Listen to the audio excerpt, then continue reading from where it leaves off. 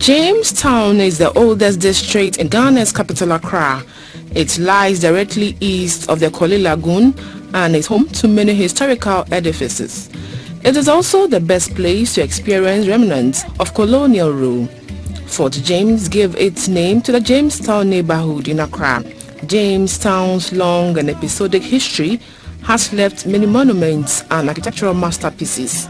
Ghana's first hotel, the Seaview Hotel, was built here. It hosted the Queen of England, Queen Elizabeth II, during her historic visit in 1961 to the first country south of the Sahara to achieve independence.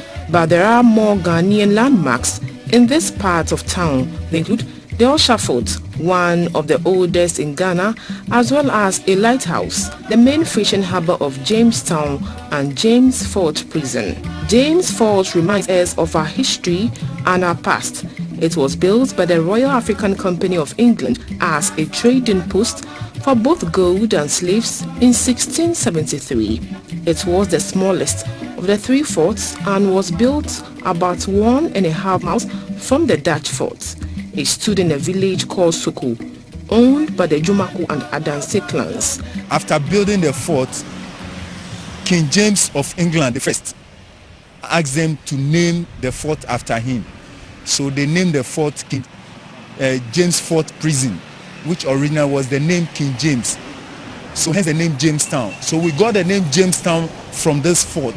It used to be popular with tourists seeking to see the remnants of Ghana's colonial past. The trading post operated as a prison until 2008, when local investigators discovered the structure, which was built to house just 50 people, was actually holding more than 1,000, sometimes 90 inmates to a single room. Eventually, it became a prison for Ghana's first president, Kwame Nkrumah, and other prominent freedom fighters, turning into a site of great historical significance. Fort James no longer serves as a functional Accra prison.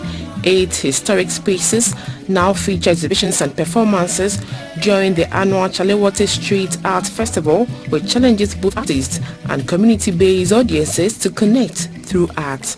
It is now in a state of decay following years of neglect, but many say it could be a tourist destination for those seeking to see the remnants of Accra's colonial past.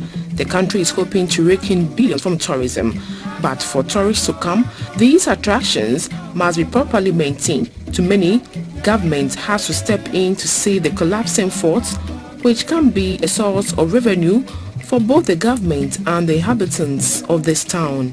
For GBC News, Shelley Bewa reporting.